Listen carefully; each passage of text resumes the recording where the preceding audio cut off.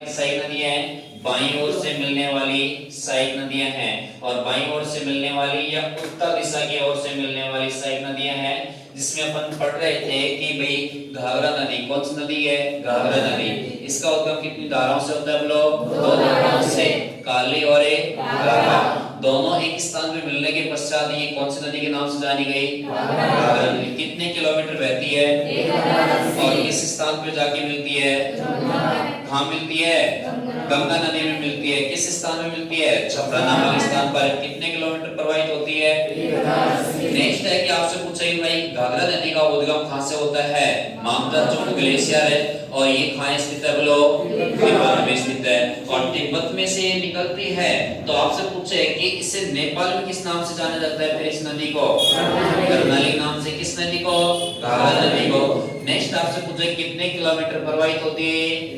1000 kilometre. Next है कितनी धाराओं के रूप में इसका उद्गम होता है? 2 धाराओं के रूप में स्थित। नेक्स्ट है कि अगली सहायक नदी है गंडक नदी। कौन सी नदी है? गंडक नदी। और गंडक नदी का उद्गम होता है वो कहां से होता है? नेपाल हिमालय से। और नेपाल से इसका उद्गम होता है और नेपाल से इसका उद्गम होता है तो कितने किलोमीटर बहती है? 814 किलोमीटर। कौन सी जगह जाके मिलती है? सोनपुर। और सोनपुर नामक स्थान पड़ता है बिहार में और इस स्थान पर जाके कौन सी नदी मिल जाती है? गंगा नदी में विलीन होती है। नेक्स्ट है कि आपसे पूछे कि पहाड़ी क्षेत्रों में इस नदी को किस नाम से जाना जाता है? और मैदानी क्षेत्रों में किस नाम से जाना जाता है? नेक्स्ट कुल लंबाई कितनी है इसकी? 814। इसकी प्रमुख सहायक नदी है मांडे, त्रिशूली, काली। नेक्स्ट है कि त्रिशूली नदी और काली नदी जो मिलकर बहती है और किस नदी में मिलती है? बोलो, गंडक नदी में मिलती है। तो संगम का निर्माण करती है। कौन कौन सी नदी? काली नदी और त्रिशूली नदी। किसका निर्माण करती है? संगम का निर्माण करती है। कौन सी नदी में मिलती है दोनों नदी? गंडक नदी में। नेक्स्ट है कि गंडक नदी को दूसरा किस नाम से जाना जाता है?